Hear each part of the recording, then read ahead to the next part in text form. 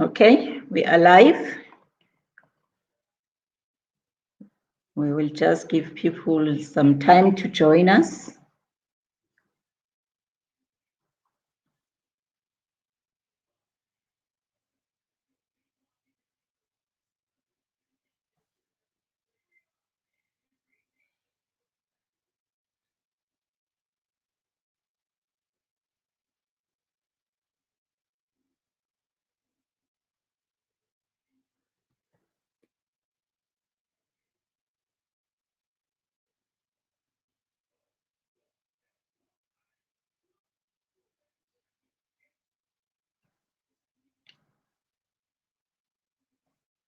Okay, I think it is live on the other side.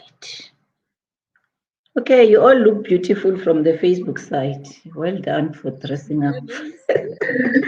Okay, let's get started. So welcome everybody who's joining us from the Facebook site. I see people are joining. We're just going to take about maybe 3 minutes or so to allow those who are joining us to join us, and then we'll get started. And my panelists here can introduce themselves, and then we'll start going with the conversations.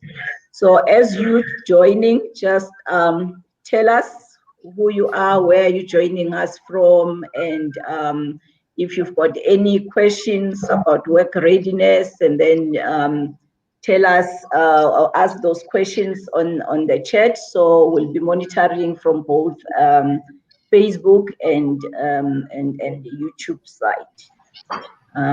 Let's see if we can get our last member in here.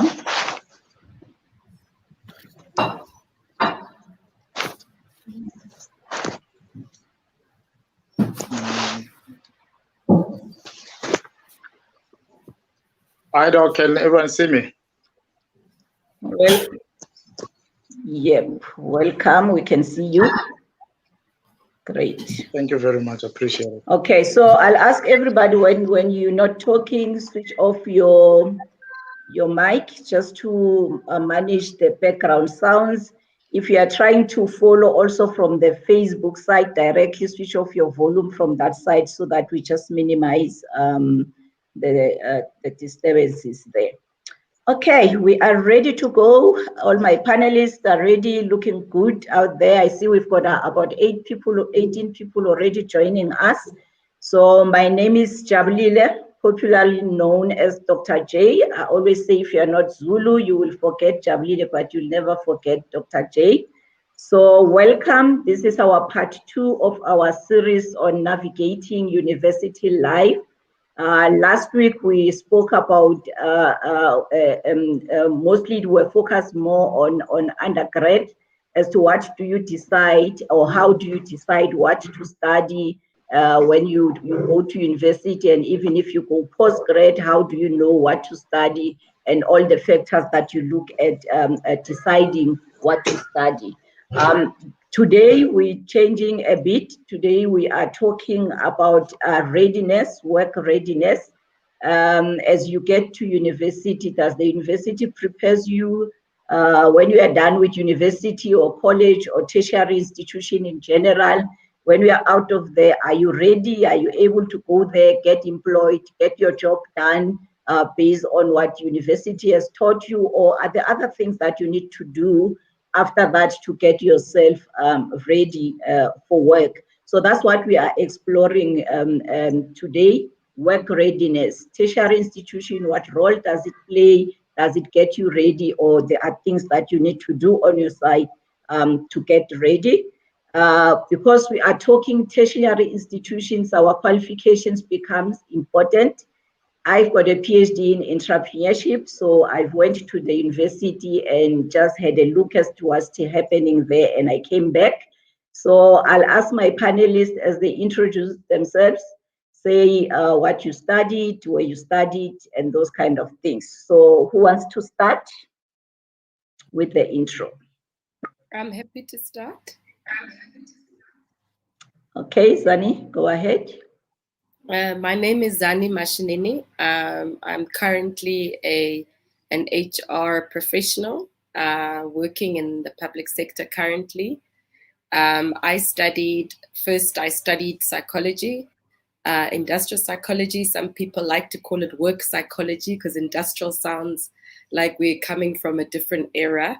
I did my honors at Rhodes University, and I'm currently completing my master's at the Wits Business School, and I'm focusing on executive coaching. Thank you very much. Thank you, Zani. All right. Khodi? My name is Khudira Sitole. I'm a nurse by profession. I studied nursing, and I then furthered my studies in Masters in Entrepreneurship when I was already operating my own business. I'm working for myself. The company is more or specifically doing occupational health and safety. So yeah, in a nutshell, that's that. I'm a nurse and has Masters in Entrepreneurship. Thank you, Dr. J, for this platform. Thank you, Khodi. Someone is busy cooking. There is dinner time. Tepiso. Okay. Evening, everyone. Thanks, Dr. J. My name is Tepiso. I am a social worker by profession, and I am still currently doing social work.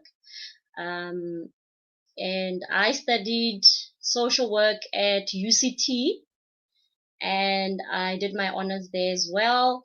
And then I did my MM my master's in entrepreneurship at Wits Business School. So I am an alumni for both the burning schools right now. So evening, everyone. Thank you, Tepiso. Lesiba, I hope your network is going to be lenient to you. I see you keep getting kicked out. Let's try and see if you can hear us and if you can introduce yourself. Okay. Thank you, Dr. J. My name is Lesiba Mukoka. So my background is I studied BSc in computer science at the. Then I went furthered my studies at Wits Business School, where I studied a postgraduate diploma in business administration. And recently completed my master's in entrepreneurship and new venture creation, and also at Wits Business School. And thank you again, Dr. J, for the opportunity. Okay, thank you. Let's get going. So I'm going to start with the first big question, so that we lay the foundation before we start talking about a lot of things. What do we mean when we talk about work readiness? So when we say a person is ready, what do we mean? We'll go back to the cycle, Zani. So when we say work readiness, what do we mean? Yeah. I think we know it's a buzzword at the moment, and it's quite an important question, particularly in the context of youth unemployment. So this is gaining even more momentum. And I think work readiness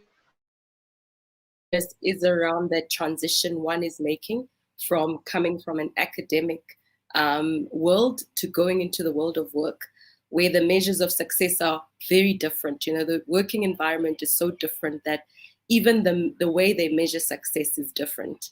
We know that in an academic context, the more the more you read, the harder you work, the more focused you are. Those things tend to help you get the success or get the marks or the academic performance you're looking for. But when you come into the world of work, other dynamics come into play. Some of them are very clear, some of them are not. And with experience, one gains more understanding, but it's understanding what is it that's going to make me succeed in the world of work. And it's also bridging the gap between the skills I'm coming with or the skills I don't have and the skills that are required, and getting yourself prepared to be equipped or equipping yourself to have those skills that you need for the workplace. So I think in a nutshell, it's really just preparing yourself to make that transition from an academic environment to the world of work. Okay. Thank you for that. How do you want to add to that? Yeah, thank you, Zani. I think you've explained it very well and very deep. Yeah, mainly that it's equipping oneself with the right skills for a specific job or for a desired job or that perfect job.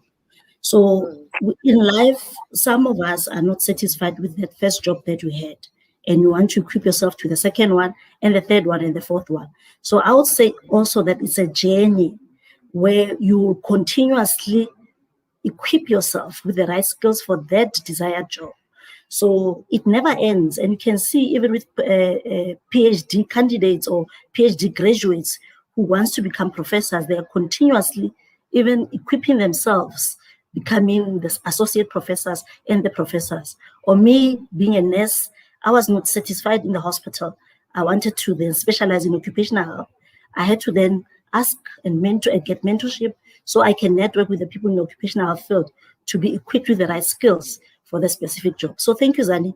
I think you've clearly ironed it very well. Okay, thanks, Cody. Tsepiso, do you want to add?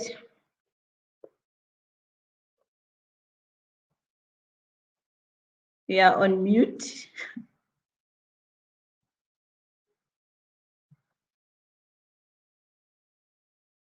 Yeah, on mute, Tsepiso. Oh, sorry about that, Doc. No, I was just saying that, yeah, the two ladies have just captured, yeah, the essence of work readiness.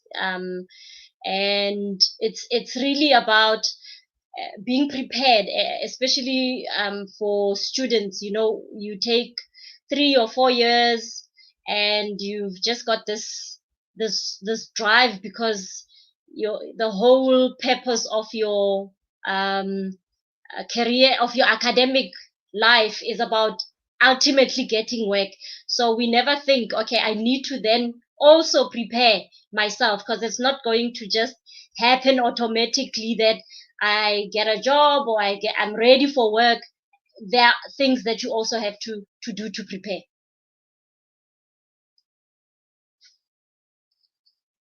Okay, great. Lesiba, are you still there?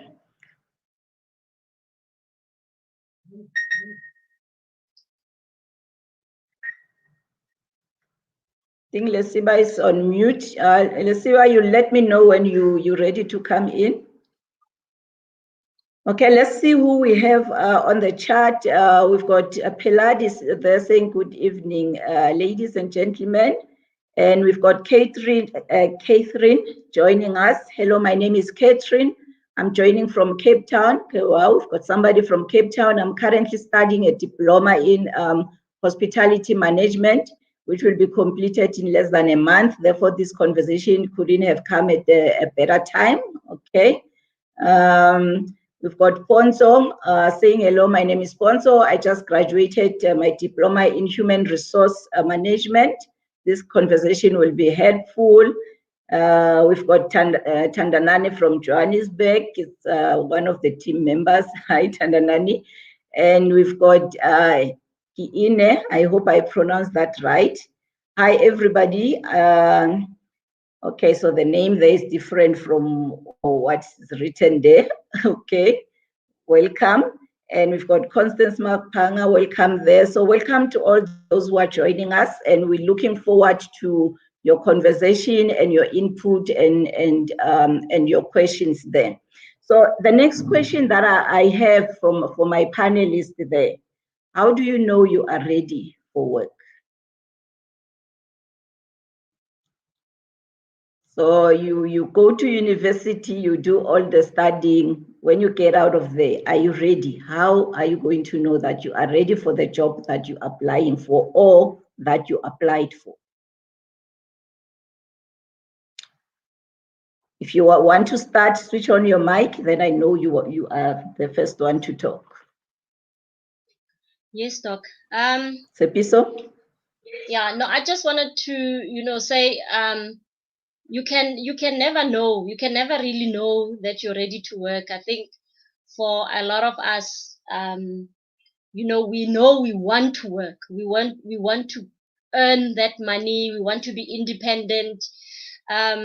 But I suppose, I think, for me, let's say specifically for me, it was, I had done this course for 4 years, and it's something that I planned for. It's something that I wanted to do, to be a social worker. And so for me, it was really about knowing that after all this academic work, I wanted to now implement, what I have learned. And so for me, that was, I think, my indication that I was ready to work, that I wanted to go out there, make the difference, do what I have learned and implement it. So that's, for me, I think it's gonna be different for everyone. So basically, that's just, for me, that's how I knew I was ready to go and work. Yeah, Okay. I agree. Hodi? Dr. J, sorry that I just jumped in. Yeah, I agree with Sepiso that it's different with everyone and in different spectrums of work areas. But basically or generally, I would say maybe if one has got 60 or 80% of the skills that are required by that job requirement. Generally, when an advert is out, the employer is not hardcore looking for the 100% candidate, but is looking for one that may have those kind of skills. And you will find that they'll say, no, I didn't get the right candidate. But I'll say if you have 60 or 80% of the job requirements, you are a candidate of that specific job, of course. And I was fortunate, or I would say in our work environment, I know social workers and nurses and other healthcare professionals and others, they are exposed to practical and theory. So when we were studying, we were also given, they call it OSCE, we'll go and work in the hospital and work there for 3 months and come back. So when we graduated, we were already familiarized with the working environment. So for us, it was like a fit in a glove. So yeah, I would say it works differently from one type of job, one and another. So it's never the same, of course. Okay, thank you for that. I see we've got Lesiba back. Lesiba? Yes, Dr. J, thank you. Finally, I'm back. I think I've sorted it out. I think from a work readiness perspective, one first needs to understand, and like already touched on the fact that it differs across different industries, is that work readiness does not start with you completing your studies, whether it's matric or it's after completing your tertiary qualification, or ends with you being employed and say, okay, now I'm employed, I can stop and not doing what we're doing. As we introduced ourselves, that we all furthered our studies beyond after being employed. So if I go back, is that work readiness, literally, if I had to look at it from my own perspective, is that it first starts with you identifying what are the skill sets that the employers are looking for, where are the gaps, and what I need to start doing. And secondly, if I had to look at it, it also starts with doing a peer review amongst your peers. Once we've identified what are the skill sets and behaviors that my employers are looking for, most oftentimes you don't have access to mentorship and so on, but you've got your peers around you who can help you identify some of those blind spots or positive things that you can say, okay, fine, these are the things that I've picked up employers are looking for, and these are the things my peers are literally saying about me that I need to start working on. And I think for me, it starts right there.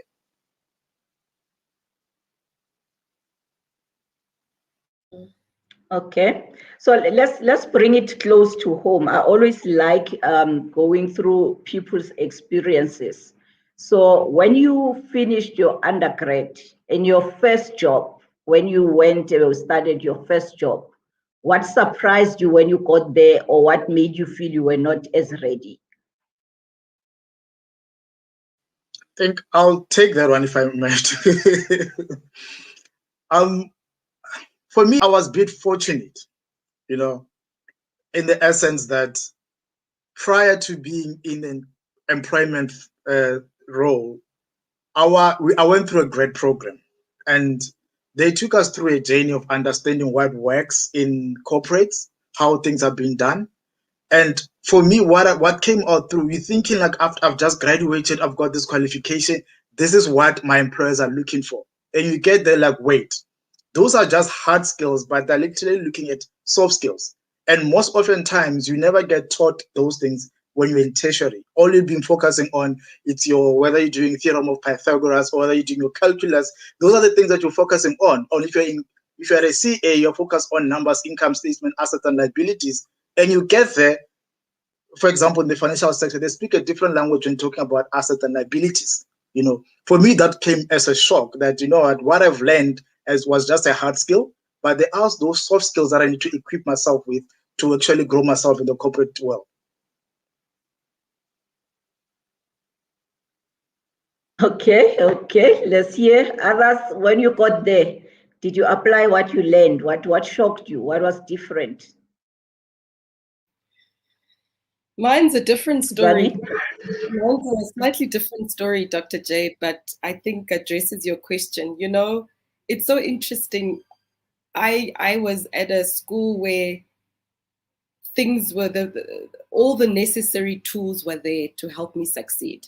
The teachers were great. They were ready to always support me and tell me where I'm going wrong and give me recommendations. At school, you get given a report, there's regular feedback, there's all this input and structure. And then university, again, great university, good relationship with lecturers that, because the university I went to was small enough for you to have a close relationship with your lecturer. And your lecturer would encourage you and motivate you. Then I start my first real job. I actually started working when I was 16. So at 16, I really don't count. But when I first started my big a job in the real world with, different pay and you get a contract, I was shocked that I had no support, absolutely no support. I arrived thinking my boss would be excited for me. I would be meeting my boss every week. She will be giving me the guidance and the coaching, all those pretty things. I got assigned a mentor. My mentor was never ready for me. He was too busy for me. I felt like it was just not clicking. And that was such a big shock. It almost made me think, have I made the right decision about work? And found myself struggling on my own. I actually had to figure it all out. Everybody was too busy. Everybody was too focused, too serious. And in that way, I then had to reflect on what is it that I need to do to make things work for me. And I think for me, if I reflect back, it goes to that theme of, in the world of work, you're the one leading your career. You're not necessarily going to get all those beautiful tools and some of those things that you got in academia or in high school or even at home. So I think for me, that's the story I can share.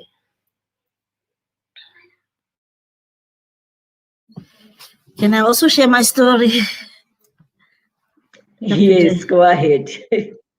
When I completed my first diploma or my undergrad, all I wanted was to go work. I needed money. And I realized that I was in the wrong career. And when I say wrong career is that I chose to become a nurse when I was single, when I was still young. And when I completed my diploma, I had to start a family. I had a child, I've got a husband, I must always be at home. And there's night shift, it's 7 to 7, and there's no other job that I can do because I'm just a mere nurse. And it was very difficult. I was staying in Witbank, and the only job I got was in Pretoria. So I had to drive all the way. And then I didn't even have a license and a car. So I had to always hitchhike, So that happened for a year. And the second year, then I got pregnant and I had another child. And I realized that I am really in a wrong space. So that started where I am now, which is a continuous journey. And I realized that I have to go and look for a job that's from 8 o'clock until 4 o'clock. And in a nutshell is that it made me to always search for work, which will be encompassing or will be working for myself and my family and also give me happiness. So, which is why I'm still studying now and still searching myself. So what am I saying? I'm saying to our attendees as well that it's a journey. it never stops. If you're not happy where you are now, you can still continue on that journey to equip yourself with the right skills, the right responsibilities, or the right resources to get to where you want. And even if you are 50 or 60 or 70, 80 years, you can still get there. And it never stops. So yeah, that's a summary of my my life in short. I'm not sure about the 80 part, but yeah, we get the point. The journey continues. Okay, Luciba.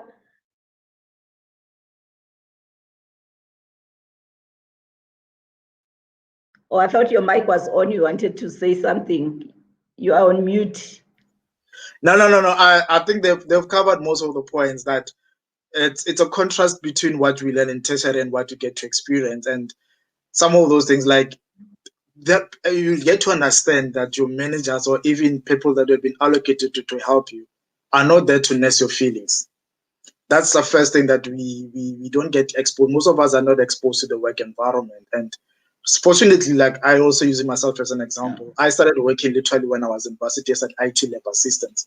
But I thought that was enough for me to thinking I'll be ready for what lies ahead. And you get there, no one's gonna nurse your feelings. You literally have to be emotionally strong. What you basically, especially amongst us Africans, simple rules such as you can't look the elder in the eye when you speak to them. It does not apply in the employment sector, Muslim corporate world. You have to look directly the person in the eye. If you do that, it shows a lack of confidence. So for me, those are some of the cultural aspects that came as a shocker for me when I got exposed to how things have been done. Okay, that's interesting when we are bringing also our culture and our upbringing in the mix, because you get a lot of conflict when you get to work between what you were taught at home to be the good things to do versus when you get at work and you find out those things are not good for work. One of the things that I experienced when I started working was that I used to be told that I'm not assertive. I'm not gonna make it in life. I'm too soft. But I grew up being told you need to be humble. Don't raise your voice when you talk to people. Don't question too much and those kind of things. So you get to work now. You get a conflict, and because now to make it, you cannot keep those things that you were taught, especially as an African, to say don't look an old person in the eye. Don't question them. I don't know in other cultures, but in our culture, you don't question older people. When they say, and that's it. And then now especially if now you get to be a manager, and then you are managing people who are older than you, and then you are always in conflict with yourself as to how do you deal with that. And then now you have to put your foot down on certain things so that things can get done, because human beings are human beings. Now you must be assertive, especially sometimes when you are a woman, you become assertive, you are labeled bossy and all those kind of things. How did you deal with the conflict between what you were taught when you were growing up and what now you had to practice when you got to work?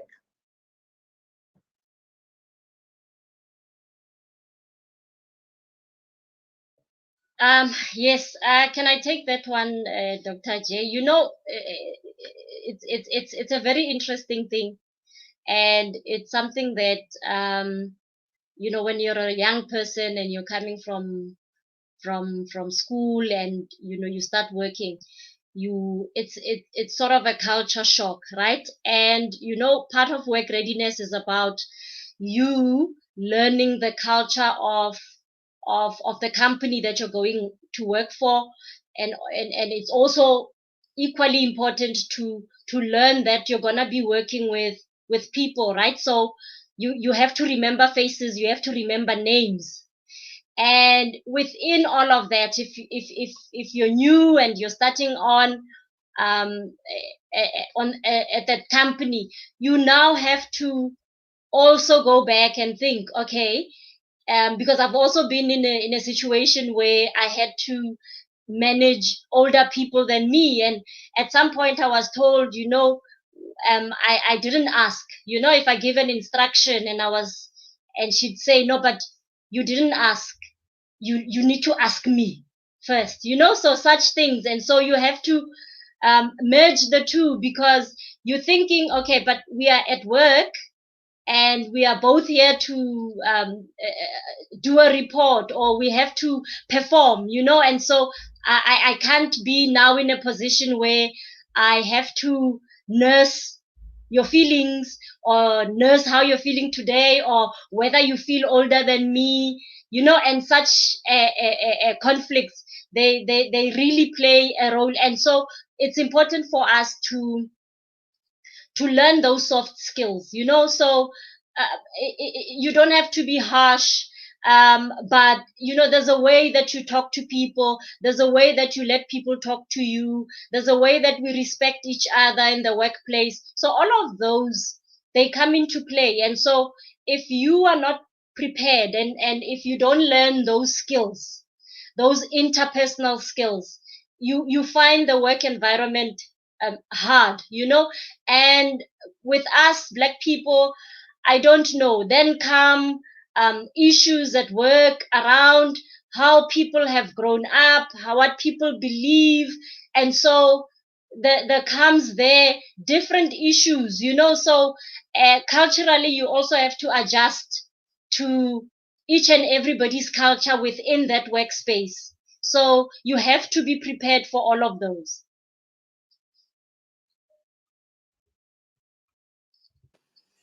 Okay. I mean, to add on to what Sepito was saying. Yes, Lesiba. To add on to what Sepito was saying, there's a statement that people normally say: when you're in Rome, you do what the Romans do. And he talks to adaptability, and this is exactly what Sepito was talking about.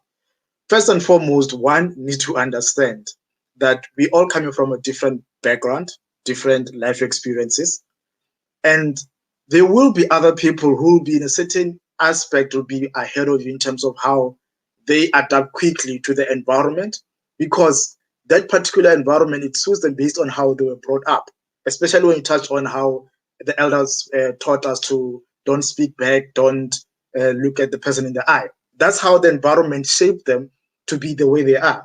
But as quickly as one can be able to identify those spots and see this is how the environment in the workplace is, we have to quickly learn how to adapt. The other piece which is quite essential is also identifying someone that can easily mentor you and help you navigate the environment. And I'm glad that most companies actually encourage mentorship as soon as you join their particular companies. So for me, it always boils down to that one aspect. Understand that, you know what, my rate of learning won't be the same. My rate of growth won't be the same as the next person based on the upbringing. Once you understand that, then you start applying yourself. Okay, fine. This is what I know. What are my next steps? Because already I always associate this with someone who's an athlete, and technically they've got the gift of, like, literally it's natural for them. They can do 100 meters like Usain Bolt, but they don't have necessary shoes to run on that. So already we are running against that. So one needs to understand, okay, fine, these are the things that I'm against. This is what I need to start doing to be able to bridge that. And first and foremost, like I say, you have to understand that we are all different. We're all brought up differently, but this is where I am right now. And this is what is required of me. How do I adapt to that? Okay. No, that's good. Yes, Cody. Yeah, I agree fully with my co-panelists, Tepiso and Lesiba, about adaptability. And just to add on that as well, is that, do you really want it to work? If I really want to be in this work environment, I will really take on whatever skills or requirements that the business is requiring me to have, so that the relationship with my co-workers and my employer and my bosses, that it works. Even though I come from a background where some of the things we don't do, some bosses, they're so harsh, they don't talk properly, and you always got to, swallow yourself, embrace yourself, and carry yourself and say, you know what, I have to toughen up. And do you really want it to work? That's the first question. And if you really feel like, this vision and mission and the values of this business are not working for me, that's when work readiness also comes in. This means that this work is not ready for me. So you are ready to go and then to look for another one, because some of us, we find ourselves in jobs because we want money, or we want to be there as speedgoats or to close that hole. But you find that the values or the missions or the whatever visions of that business is not working for you. So work readiness is not only me to equip myself with the skills that the job is requiring, but it's also that, am I flowing with their values? So I think we need to also learn as well that, are we getting there, or are we gearing ourselves into distraction, or are we loving what we are doing? Thank you. Okay, that's great. Yes. One of the things as well, that most of the time when we talk about work readiness, as Khodo was saying, we are always looking at ourselves, but we don't assess the other side, which becomes important, because it doesn't matter how ready you are with the skills. If the company you go to does not fit with your values and other things, the way you prefer to work and all that, you're going to be frustrated, and you can end up doubting yourself, whether are you good enough, are you able to do the job, and only to find that you did not check the other side, whether it fits with you in terms of a lot of other things that you're looking for. Like Hodi was saying, that he had a job where he had to do night shift, and it didn't fit with what she wanted, and she had to do something about that. So those are some of the things that we need to look at when we look at work readiness. I see we've got a lot of messages here on the chat. Let me just go through and see. We've got Baitsi, a registered psychometrist, student coach, completing MPhil in leadership at UJ. Welcome. We also have Jacobus. Hi, I am Jacobus from Cape Town as well. Welcome. Tsepo, good evening. My name is Tsepo. How do we manage or bridge the work experience often required by industry and the knowledge acquired in university, because our industry seems to favor experience versus potential? So we'll get to that, start thinking about an answer for that, the gap between the experience that industry wants and what we actually end up really having to offer there. See Princess Nelsiwe, welcome. She's just greeting. Kanyisa SP, good evening. I'm Kanyisa Baloi, BCom Finance graduate. I'm happy to be here, willing to learn a lot. Welcome as well. And Tandanani says, I can relate feeling ignored at my first job. So you were not the only ones, Zani, there, that you got to a job and you felt ignored. Nobody wanted to help you get you to the next level. So it's normal. So maybe those are the things that we should share in terms of how to manage those kind of things. There's a question for Lesiba. Lesiba, could you please give some examples of the soft skills you had learned? And let me pause here, because we're going to lose some of the questions. Let's go back to the first question from Tsepo of the experience before we get to Lesiba. I'm happy to take that one, Dr. J. Okay, go ahead. Thanks. Getting experience, it's a very tricky one, because often you only find out when you're looking for the job that I don't have what is required. And the first thing I can suggest is, don't leave it too late. Don't find out what you don't have when you're looking for a job. So I gave an example earlier. I referred to myself. I started my first job, I was 16. And how I got the job is, they were just looking for people to come and man a switchboard. Now, a lot of people will think, oh, I don't want to be in switchboard. But I tried it out. I got 40 Rand. In those days, it was a lot of money. But I started gaining certain exposure that wasn't about sitting at a switchboard. It was around showing up on time, being able to understand what your employer, when they give you guidance and structure and instructions, how do you respond and how do you actually perform? Did they call us back? Because for this job, when I was 16, the measure of success was, did they call us back the next Saturday? Because we were not invited to come every Saturday, but they kept calling us back. So for me, I could already learn from that little experience. The other thing that I would suggest is volunteer yourself. You don't always have to gain experience through an exchange. Okay, I have to be paid, and that means that's the job I should go for. Just volunteer. I saw somebody advertising a student's profile who's saying, can you let me know if anybody in industry would allow me just to come and spend time in their workplace for 2 months? And this person wasn't actually looking for money at that stage. They were still a student. In university, we get offered a lot of opportunities to gain experiences. You form a social club, you form a sports club, you become a sub-warden, you become a tutor. All those experiences come together. Those are things that you can put in your portfolio when an employer is looking. Because remember, and I think the SIBA will touch on the soft skills, the employer sometimes is not only emphasizing technical experience. Sometimes when they evaluate you, when they're looking at your CV, when they interview you, they're looking for evidence of those types of leadership qualities that they believe will contribute to their organization. Because organizations now are starting to build culture more and more. Culture is now a big focus. And sometimes when they're looking at your CV, they're interviewing you, they also want to see whether you're displaying the behaviors that they would like you to kind of display and form part of their organization. So for me, it's not always about let me apply for the vacancy and then find out what I have and don't have. Start from the very early age. Start whilst you start studying at university.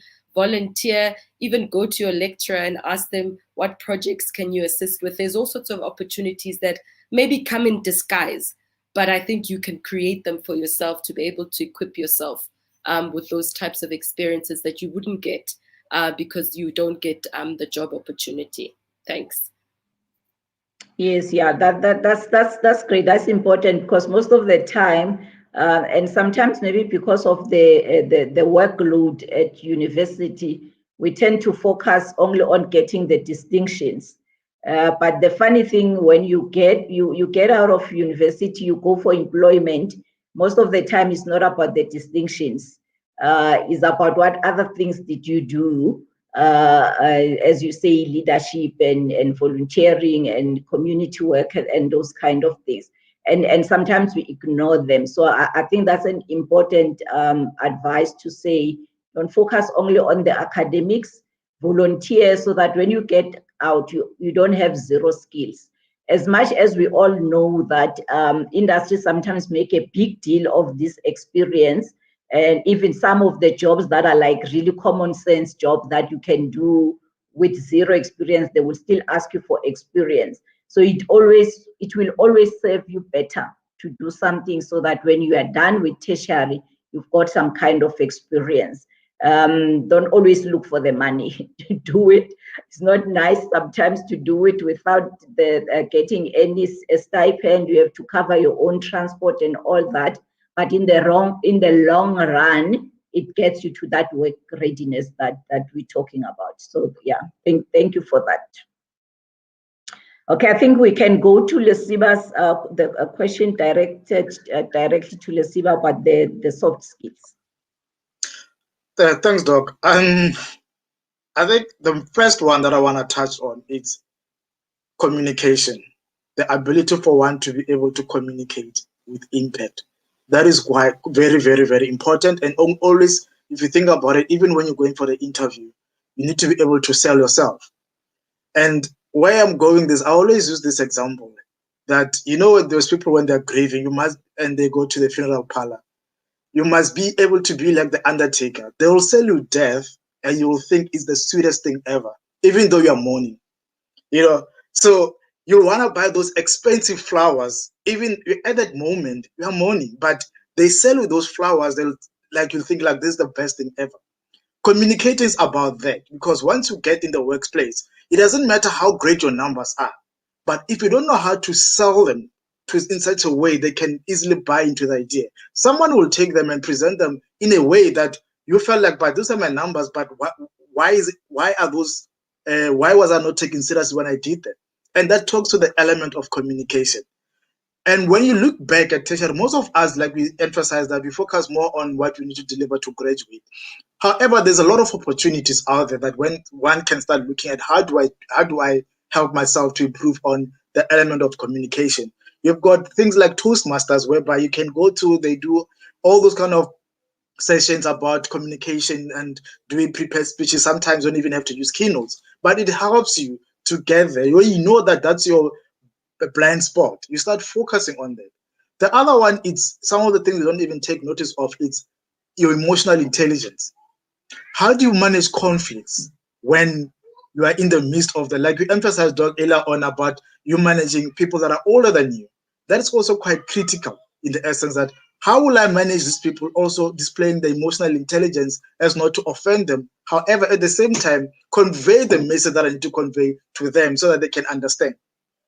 Then it talks to the element of understanding what the other person is on, how they interpret the message on the other side. So already it means communication. And again, I'm talking about the effect of emotional intelligence. Then also confidence. Confidence is not something that you can be taught. It's something that it's literally, like I spoke about, also talks about the environment. Those are some of the skills, like if you really think about it, that some people coming through, they always say you are an introvert. I was told when I started working that you are not an introvert, but I'm like, no, I am an introvert because I never spoke a lot. All I was concerned about is crunching and work on my laptop, making a code or writing a statistical formula on the side or solving for X, because that's how I was focusing on at that particular time. Then you get to the workspace, they're like, dude, who told you are an introvert? You're not. You're just not confident enough to articulate yourself. Or maybe how you convey your message wow. does not come through that you're good at that you are a great speaker. So for me, those are some of the small things that we take for granted. And it's like a guy approaching a lady. They'll take 10 steps like, how am I going to say this to her? What do I need to do? It's the same thing that applies in the workspace. Work on those aspects of communication. Work on your confidence. Also work on your emotional intelligence. If she rejects you, how do you respond to that without showing that you are actually not, you are sad about what you got out of it? You know what I'm saying? So those are the two aspects that one can look at. And also the other one that I noted down is networking. That is very, very, very, very, very, how you build networks is very important. Yes, we might think, I've got strong network among my peers, but how do you start building network in the workspace? And that's one of the critical things you start identifying is, I want to connect with the person, but what is the entry point? You find that person is a Liverpool supporter and you are a Man United supporter. The point of engagement right there is soccer. Or you're an Orlando Pirates fan, he's a Chiefs fan. The point of engagement is right there. You don't have to go directly to the person and say, hey, can I start up a 10-minute session with you? But there's a point of emotion that you guys can connect on. And it starts with that. Then you start building the network. And those are some of the soft skills which are subtle but very critical in the work environment. Thank you for that. I see Zani smiling because she was doing her study on social capital. So Zani, you want to add on that? Yeah, I'm giggling to myself because Lisiba is reminding me of how I had to find out about those soft skills, and my story sort of integrates the previous question around what did you grow up believing or being taught, and then in the workplace you're experiencing the opposite. I was taught to work hard. That's what I was taught. I mean, my father would come home, he had dark fingernails. That's how hard he used to work. He worked with his hands, and so for me that was the role modeling around success. And that's how I approached my work in the workplace. I said, you know what, just like Lisiba said, as long as I'm behind my computer punching away or crunching away. In my case, I was one of those people, you've got heavy bags because you're taking work home and you must do the extra reading, come back, etc. And I observed a colleague of mine who was one of the more successful colleagues. She used to come to work, waltz into work as if she was coming, to come and see a friend. She didn't have a briefcase. She didn't even carry a notebook with a pen. You know how you are at work, you always have your pen and paper and notebook. And I observed this lady, none of that. Came to her, when you visit her at her desk or you have a meeting with her, her desk is clean. There's no paper. There was no pile of books. And I used to think, and guess what? This is the individual that got promoted. And I said, then I go, but no, man, there must be something different that she's doing. And to Lesiba's point, this lady had relationships. She formed relationships in the workplace, and she knew which individuals would be important or which stakeholders would be critical for her to be able to perform. So I'm not saying she just came to work and did nothing, and that's not the message I'm sending. What I'm sharing is there were things she did that she knew would help her succeed, would help her with her performance. And for me, those are one of the things that I had to discover just far later in my career. And so networking became one of the things that I personally focused on, which is very hard because networking is about, I might have to talk to people I don't normally talk to. Even if I don't like soccer, I have to maybe learn to talk to people about soccer. It's about, at the canteen, am I brave enough to go to a table of 4 men and say, excuse me, gentlemen, can I join you for lunch? And be okay with people maybe turning you down, because networking is not about, I'm waiting here to get to know Zani. It's about Zani saying, and I have to get to know that person. And I think the world of work these days is relying more and more on those softer skills, and networking is one of them. And that is why I think women are struggling to make it higher and higher up the career ladder, because when we network, we talk about things that may not necessarily help us. So the networking is also about, okay, what are those things that I have to understand and know? Because when I talk to that male stakeholder, I can't talk about my babies, right? I can't talk about, cooking or whatever. So I think for me, the networking thing is something that I see is working for people and helping them to progress. Something we may not be taught at school or even at home. Yeah. No, that's true. Yeah, the networking, especially as women, we struggle. We want to only talk to people who we are friends with. We all have babies going to the same school and those kind of things. And we feel uncomfortable when we are not friends with people to just go and ask them things or start having a conversation and those kind of things. So, and also it comes back to how we were brought up as women. We were not brought up to be people who go out there to initiate things. You wait, you sit at the back and wait for men to initiate, they'll come initiate marriage, they'll come initiate relationship. And we get into that mentality even when we get to work. We are not, forward and initiating things that are going to advance us. We feel comfortable. Oh, what is he going to think if I ask him this and those kind of things? And those are things that comes also from the culture, the upbringing, the beliefs and all that we really need to, I think the starting point is to be aware.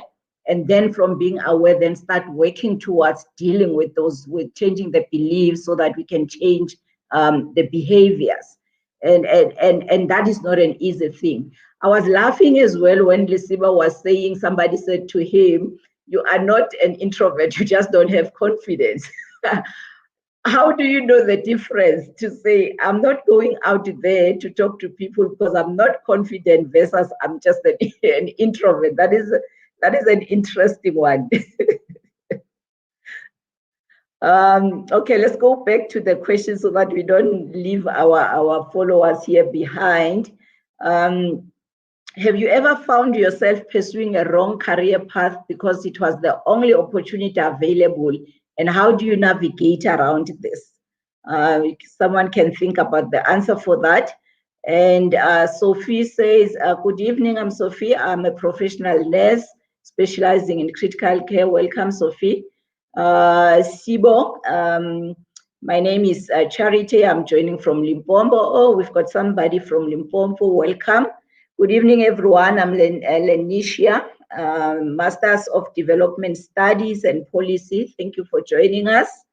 And okay, let me see if we've got more questions. Okay, it's more people just greeting and saying where they're from. Okay, yeah, so let's go back to that question. Who wants to take it? Let me find it. Yeah, pursuing the wrong career. How do you navigate around that? Okay. Yeah, can I say something? Oh, Yes, Sepiso? yes. I think, not necessarily about pursuing the wrong career, because a lot of us, we were in a queue, and the queue that was shortest was teaching, and we went there, and that's not what we wanted. And so you find that a lot of people have gone that route.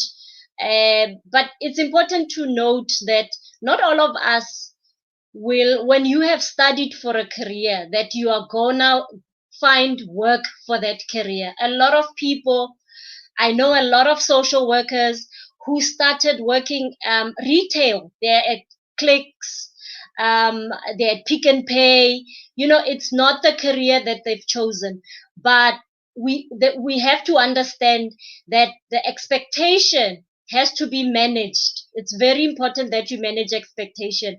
The fact that you study for something does not necessarily mean that immediately when you are done, you're gonna then find a job in that field. And so it's very important to know that when you are learning all these, we're talking about these soft skills. All those skills prepare you for when you do find the job that you want. And we know a lot of people who have also started a job and they didn't like it. You studied for it, you thought that's what you wanted to do, you felt that's what you needed to do. Perhaps at home they were expecting you to be a doctor, and along the line you're working as a doctor and you feel this is not the job for me. And we know a lot of doctors who have left their professions. And so it's very important that when you are studying, you are able to then manage all those expectations. It's really about expectation and balancing. Is this something that I really want to do? Am I doing it? Khudirakhetso was talking about, is it something that I'm doing because I just want money, I just want to be paid. And so you have to determine all of those for yourself. Do you want a career? I mean, a lot of people go on and have what we call multiple careers. You have social workers who have been teachers, who then went on to be IT experts. So it's all about knowing, what you want, and knowing, more importantly, that you're not stuck to one decision. You can do as many careers and be in as many fields as you want. Yes, that's important. Thank you for that. Yeah, because the things also have changed. I think we spoke about this also on our first session when we were talking about deciding what to study.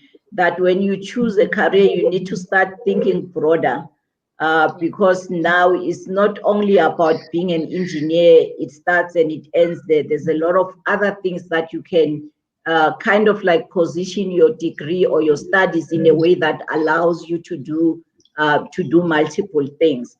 And one of the things that Khodi said, that at 80 the journey doesn't stop. Even at 80 you can still continue to change. You can start something thinking that this is my best career ever, and down the line then you get to a point and say, I don't like this thing, it doesn't work for me. Explore other opportunities and do short courses or start another degree. You don't have to stay in the degree that you did undergrad, even if now it's not taking you where you want to be. Be flexible, be able to change. But obviously our contexts are different. Sometimes you find that the change, you feel return on investment, me changing and all that is not going to be the best thing. But don't force yourself to stay into something when it doesn't work. Be open to it and change if you need to change, but make sure that you are always on a journey of finding this thing that is going to fulfill you. There's a recording that I did. You can check from my YouTube channel about finding your passion. And sometimes you will never know until you do something that you like it. I never knew that one day I'll be a lecturer until somewhere by default I find myself lecturing, and that's when I was like, oh, I actually like this thing. And then now it has become a career that I chose. So also don't be scared to try things.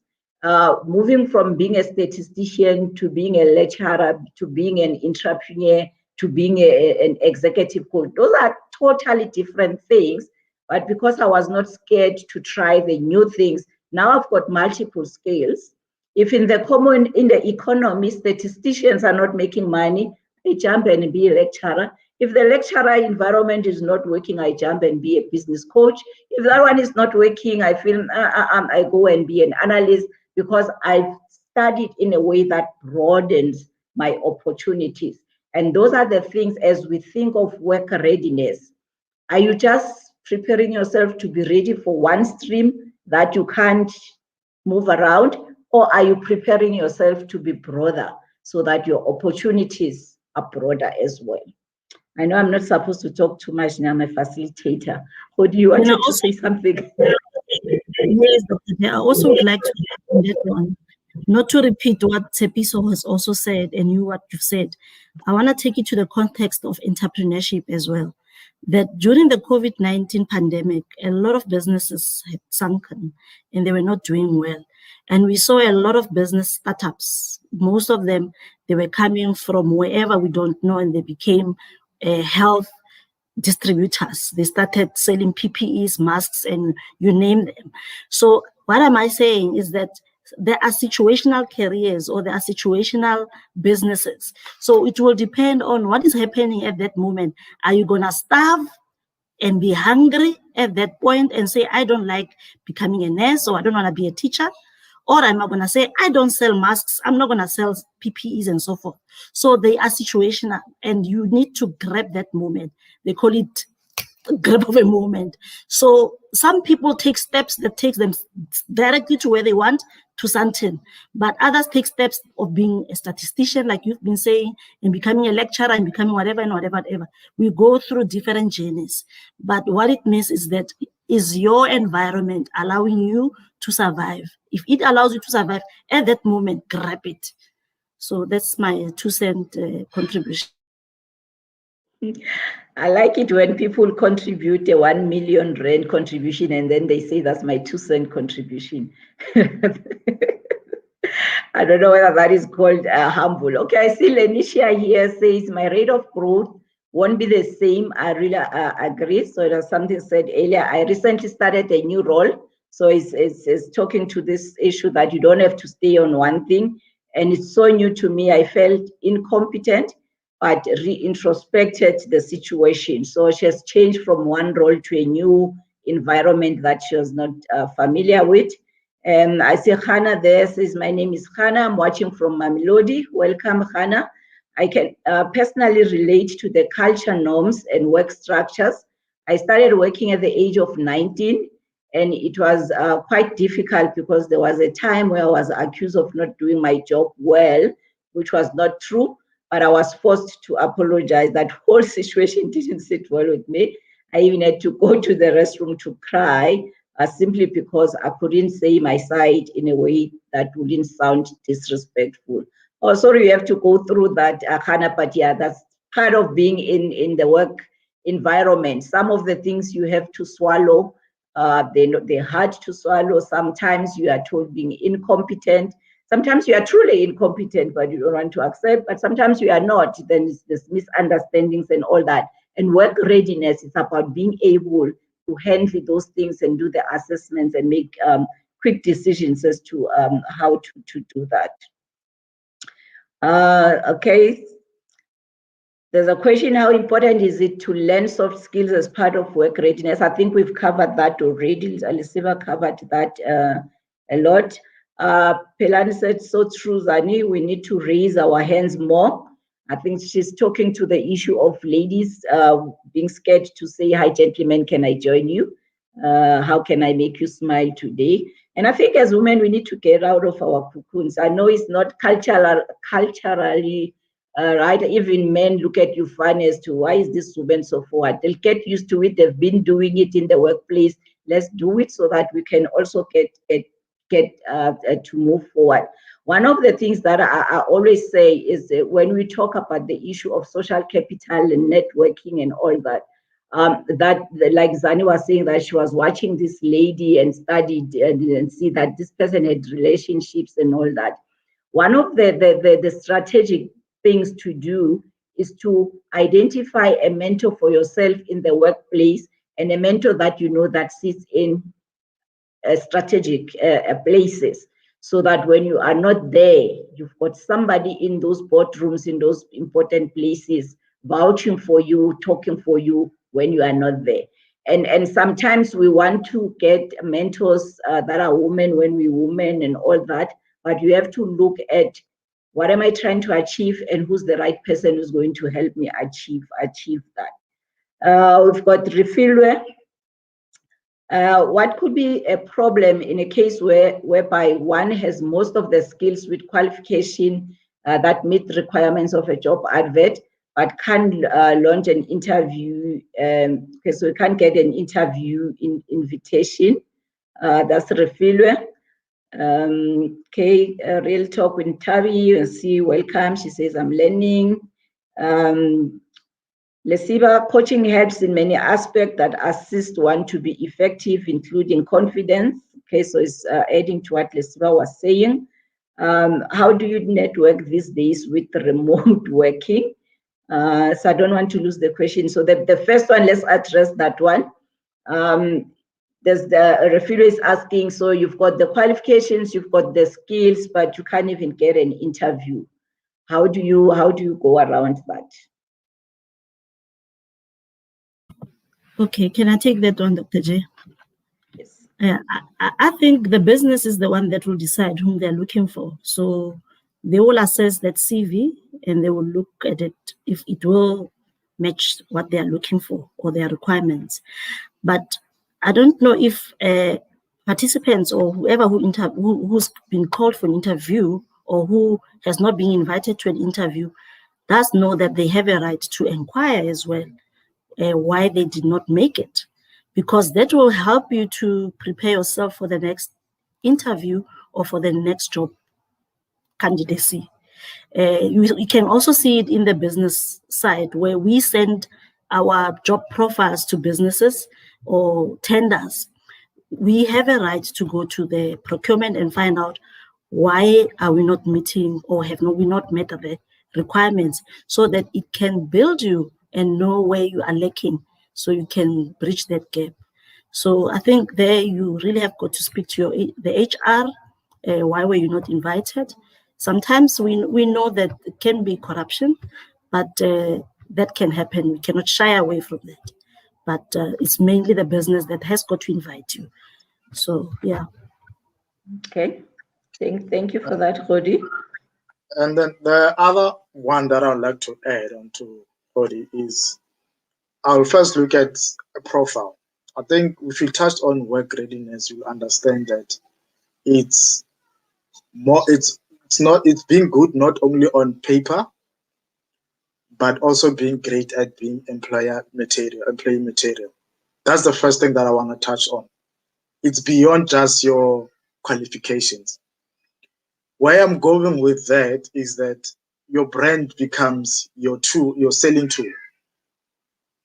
And your profile, I think one of the things that currently most people are fortunate of is that there's a lot of social platforms or even professional platforms where you can create a profile and publish yourself there, where agencies can easily identify whether you're the right candidate for this particular role. Whatever, and also talks to what earlier on someone said, some of these roles are seeking for someone with experience.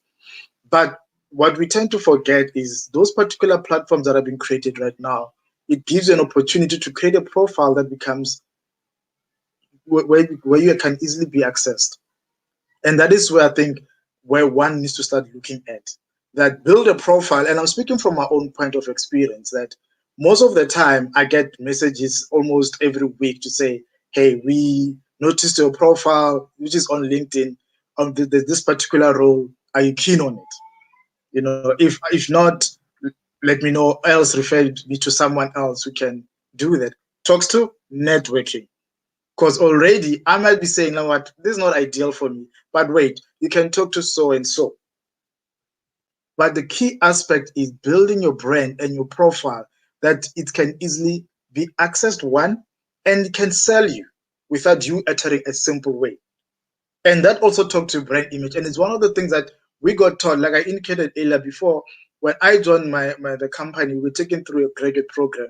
But prior to that, it was an internship where we were taught about dressing for corporate, how to dress appropriately, how to articulate yourself, you know. But what stood out for me is those things like your posture. But now, because you're not even getting access to the interview, you want to sell yourself. Then you start need to look at how you dress for the right job, for the profile that you want to create. Those things are very, very important. That when someone clicks, you know, there's always those keywords. If you search something right now, you say Lisiba Mukoka, you'll pick up a profile about Lisiba. So if now somebody has to go search your name on Google, what will they get out? You might be something on Facebook or Twitter, or it might be someone twerking, but you want to sell yourself. You need to be honest with ourselves about how you sell yourself, how you build your profile. And for me, that's very critical. That's the first point I would like to highlight. Yeah, that's interesting. Funny enough, we had a conversation about branding the other time, that sometimes people carelessly brand themselves in a certain way on social platforms without not even being aware that what they are doing, they are busy branding themselves. I normally get, because of the networks I have, I normally get people ask me to refer people if they're looking people for business opportunities, jobs, and those kind of things. And I will normally share those things on my groups. And then when they get there, normally some of the people will give me feedback about what they experience about the people that I refer. And one of the things is that some of the people don't even have a profile, a LinkedIn profile. Because as much as you send your CV, the person is going to go and check your LinkedIn profile. And your LinkedIn profile, all it has is your picture 50 years ago and a one-liner when you were still a student, and it ends there. And people wonder whether what brand are they going to be getting from you. So those small things, don't carelessly do things on social media today. And I've noticed every time I am going to meet somebody new, I will see them, you know, on LinkedIn, we are able to see who went to your profile.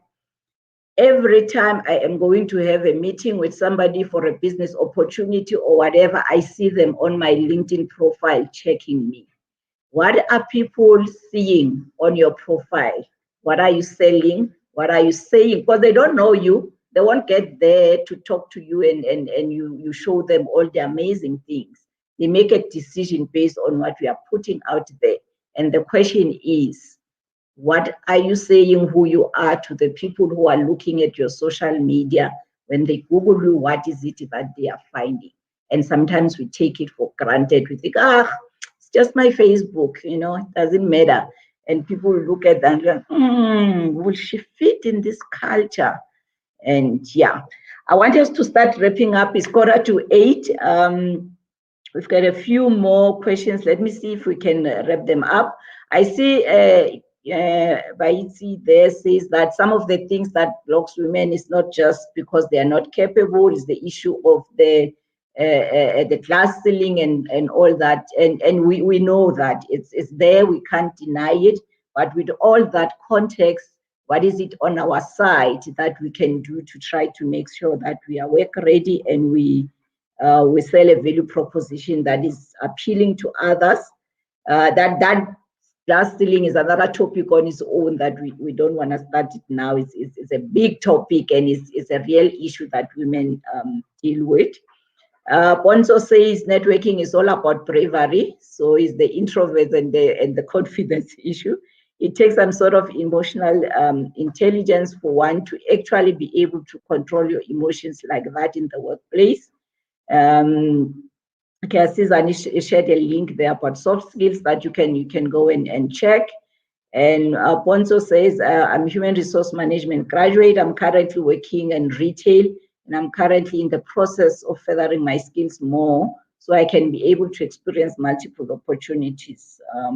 So she's diversifying, making sure she can broaden her opportunities. That's great. Okay, so others, they're just supporting, saying whatever that the panelists were saying. I'm not going to go through that. Just to wrap up, so I think I've covered all the questions. If I've missed your question, we will answer it on social media or on Facebook, whichever platform we are able to answer it from.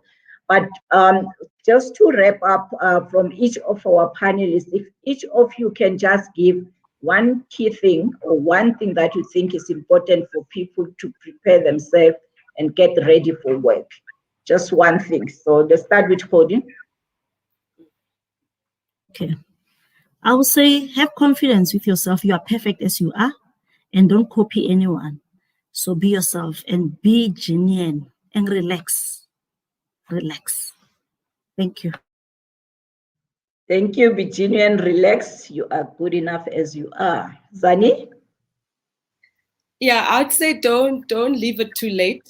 So I agree, relax, but I don't think Khodi's saying do nothing.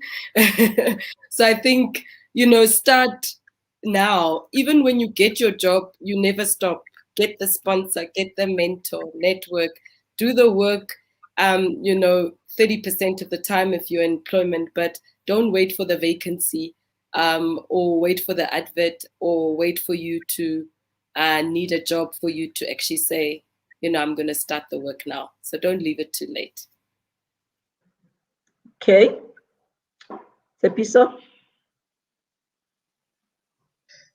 Yeah, I'd for a word of advice, I'd say, like Khodi's saying, relax, but more to the fact that we always put on so much because as you start working, the family needs money.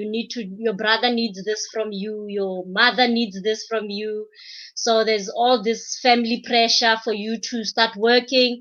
And we also put pressure on ourselves as we start working, we want to acquire debts and that put so much pressure and stress on us, and we just need to relax, and just I think for me it's also about affirmations, right? Tell yourself every day, because it's not easy working when you're at work. Tell yourself affirmations. I'm confident, I am strong, I know what I'm doing, I studied for this, pep yourself up, boost your self-confidence. Okay, so relax, but don't leave it for too late. Affirmations. Lisiwa? Well, for me, the critical aspect of the whole thing is self-awareness, whereby it encompasses knowing who you are, be yourself, and the only way you can do that is to be selfish about yourself. Spend time with yourself to assess yourself, to know that this is who I am, so that I can know what are the learning development that I need for me to move to the next level. We hardly spend so much time with ourselves, where is that associating or going out often, whereby I don't have the time to do a self-introspection to say, what are the key things that I need to start doing for myself? And there's nothing wrong with doing that, because that helps you to start identifying, what am I good at? Am I really what people say I am? Or is it just me portraying a different character? And that always comes back to you sitting there understanding yourself. And I think with work readiness, it always starts from that point. Yes, you might have a cum laude in this particular field, but is it enough for me to go to the next level? And for you to answer that question, it's you having those honest conversations with yourself. Honest conversations with yourself, though those are difficult ones. We always not honest to ourselves. We tell ourselves what we want to hear, and we don't tell ourselves the truth because sometimes it hurts. But have those conversations, honest conversations with yourself. Sit and reflect. And on my side, what I want to say as a last word is broaden your opportunities. Don't close yourself in a box. You are capable of doing multiple things. Diversify as much as you can. The economy changes every day. What is the key skills today might not be tomorrow. Always be on the lookout and make sure that you broaden your opportunities so that you don't find yourself stranded. Reinvent yourself as much as you can. And that's the way to go. And thank you everybody for joining us. That was it. And thank you to my panelists for making the time and sharing their experiences and insightful tips. And I hope you find it useful. And we hope to see you next week on our last part of part three of part 3. And enjoy your evening. It was lovely. Dr. J signing off. Venture into greatness together and go out there and broaden your opportunities. Thank you. Bye. Thank you. Bye-bye. Thank you. Bye. Bye, guys. Bye. Bye, guys.